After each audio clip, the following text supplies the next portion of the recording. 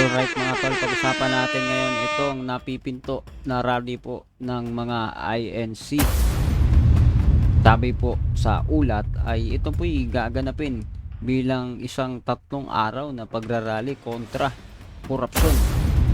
Sa video po na ito, pag-uusapan natin kung tunay ba na ito po ay kontra korupsyon o may hidden agenda po dito sa rally na ito. Marami po tayong titignan na video sa video na to. I-review po natin, saka natin bigyan ng opinion. Pero bago ang lahat, bago natin umpisahan ang lahat ng ito, kung hindi ka pa nakasubscribe, please hit the subscribe button and notification bell para updated ka palagi sa mga videos natin na parating. So yun na nga, umpisahan na natin. Let's go.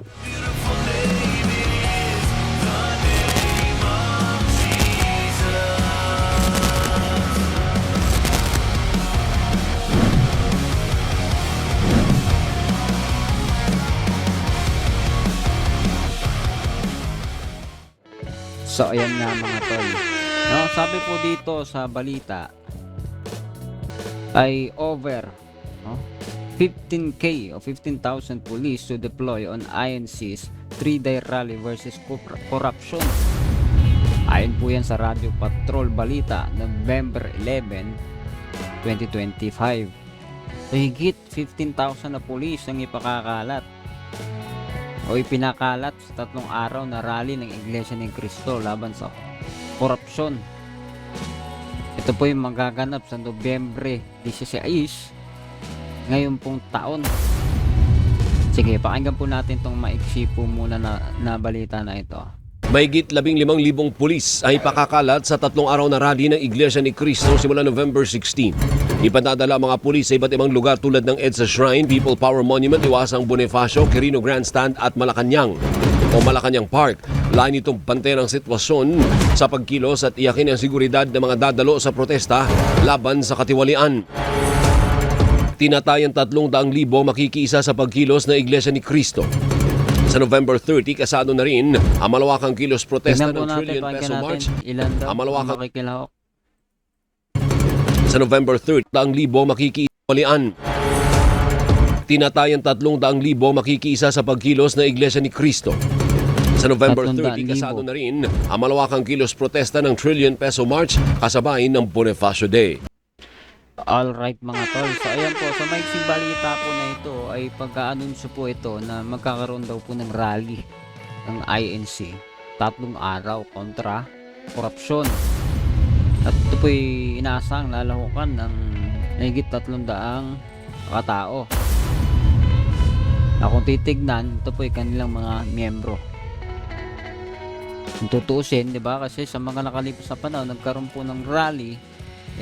Ang mga lumahok po ay tila kanilang mga membro po na mga nakasuot nga po ng puti, ganito, ganyan. Anyway, ano po ba yung makikita natin dito? Kasi sabi ay rally ito patungkol sa pagkontra sa korupsyon. May paniniwala sila na ito ay kanilang moral obligation o sa pananampalataya daw nila ito. Correct me if I'm wrong Iyan ang nakikita ko po na idinidepensa ng mga tao kasi sila po ay pinupukulan na nakikisaw-saw ang reliyon sa mga bagay ng pampolitika. Tingnan po nating maigi kasi tingnan po ninyo yung isang video po dito, no? Actually ngayon ko lang po na puntahan tong video nitong isang lalaki po na ito. Hindi ko alam kung anti-Duterte siya lang o pro-BBM siya o anything na ano siya. Pero tignan po natin yung sinasabi niya. Kasi sabi po dito, mapanganib daw po yung rally ng mga Duterte. Ano bang connection yan dito sa rally ng mga INC? Tignan po natin dito.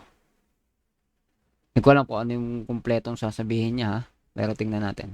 Ito, guys, ito, napakamapanganib pala nitong rally na ito, itong 16, 17, 18. Ayon sa aking source, ito po ay pinunduhan mismo ni Indoy Lustay at ni Pulong Duterte. At napakalaking halaga na pera na binitawan dito.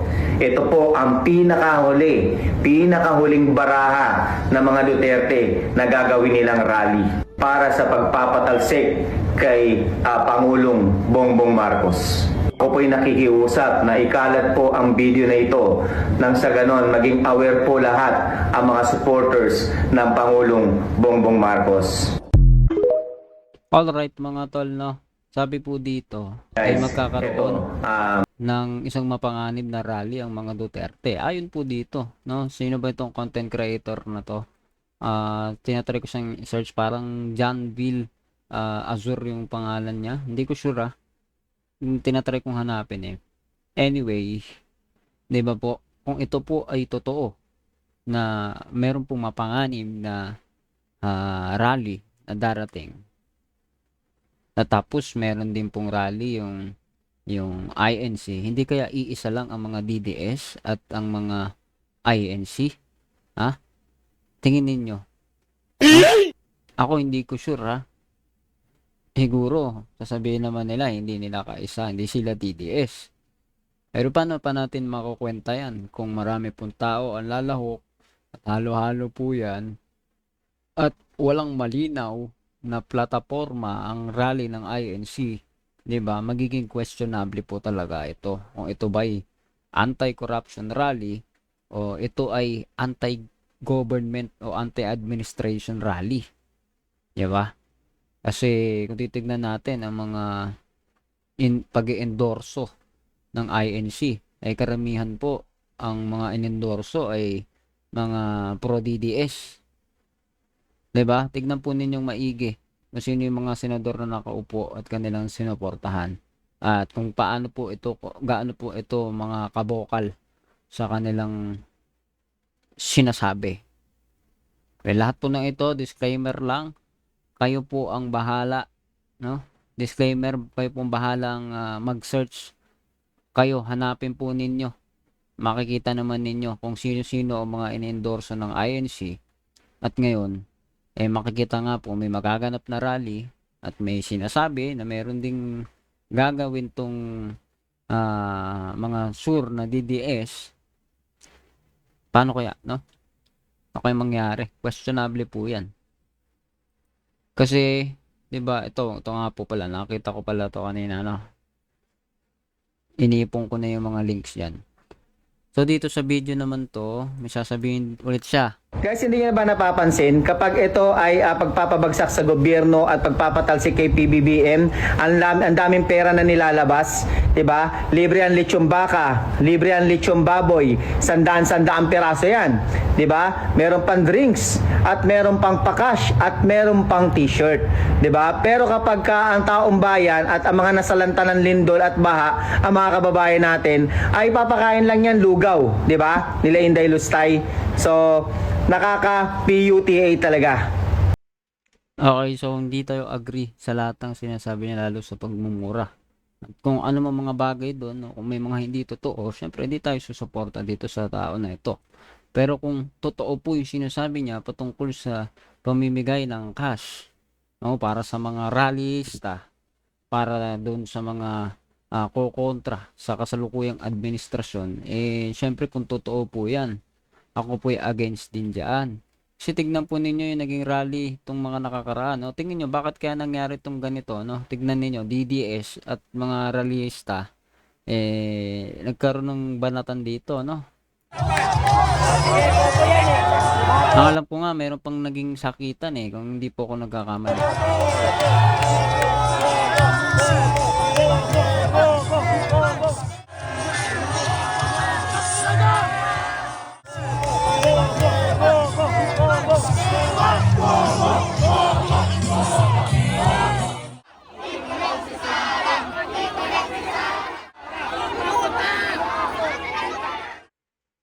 Okay, so may silang po yan. Marami po kayong pwedeng makakita sa internet kung saan naroon po yung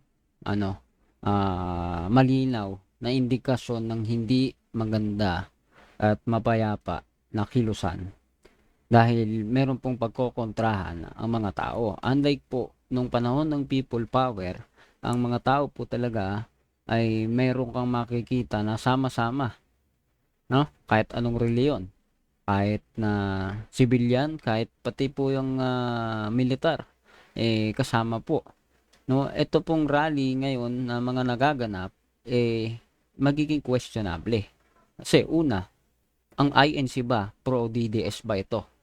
'Di ba?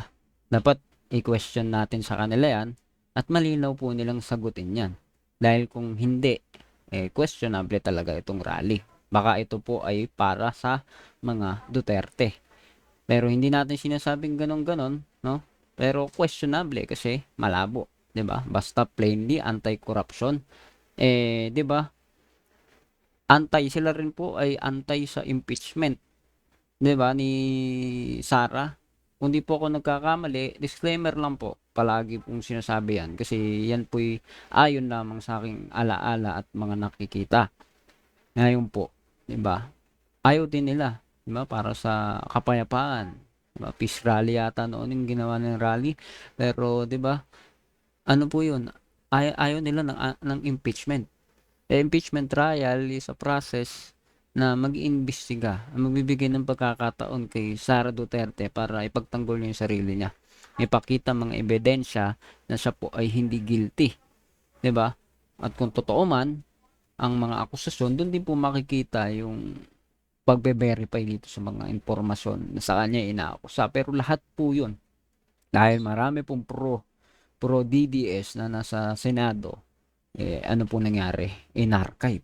Ito po'y ako po'y naniniwala na hindi po ito para sa mamamayan, hindi po ito para sa transparency, accountability sa gobyerno. Ito po ay bias na selective justice po yung pinapakita dito. Ngayon, nagrarally po itong INC as may mga tunog-tunugan na meron pong rally din ng DDS.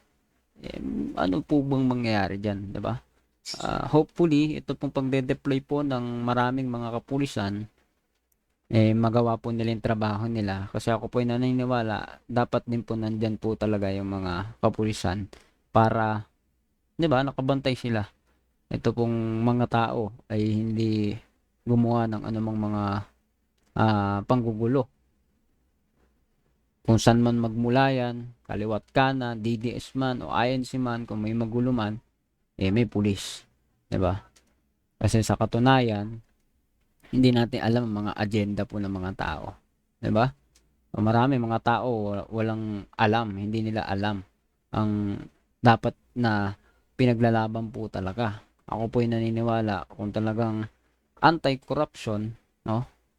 Hindi po ito magkakaroon ng bias na pag-unawa, pagtingin.